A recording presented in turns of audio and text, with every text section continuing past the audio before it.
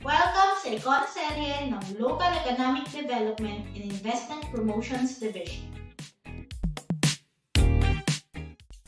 Ang Econoserye ay naglalayo na maglabas ng series of content, discussion, or episodes na nakafocus sa economic-related topics ng Occidental Mindoro.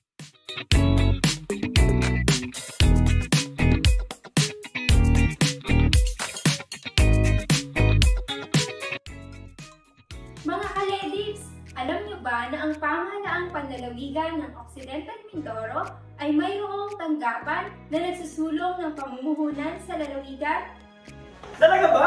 Naku, napakagandang balita yan!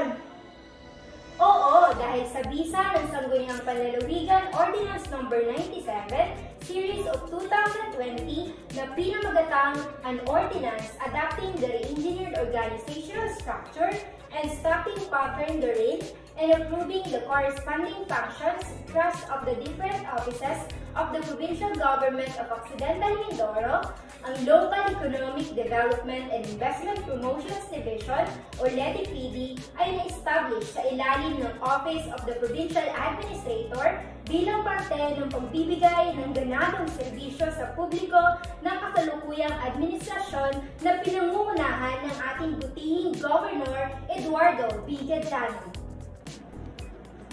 Ano-ano nga ba ang mga layunin ng LEDIPD? Base sa Section 6.5 ng nasabiling ordinansa, ang LEDIPD ay mandated na makapagbigay sa Occidental Mindoro ng higit pang oportunidad sa mamumuhunan sa pamamagitan ng investment promotions at local economic development. Kasama na rito ang pag-regulate ng mga operasyon sa mamumuhunan sa pamamagitan ng pagsasakatuparan ng mga kaukulang patakaran at regulasyon na umiiral sa ating lalawigan. Para sa mga nagnanais na makipag-ugnayan sa aming tanggapan, maaari nyo kaming bisitahin sa aming opisina na matatagpuan sa Capitol Complex, Mamburao, Occidental Mindoro. O diyan naman sa aming tanggapan sa sub-offices ng Provincial Government of Occidental Mindoro sa bayan ng Sablayan at maging sa bayan ng San Jose. Maaari nyo rin kaming tawagan sa numero bilang 0935-837-7699 o di kaya ay ma-chat sa aming Facebook account na LEDIPO Occidental Mindoro.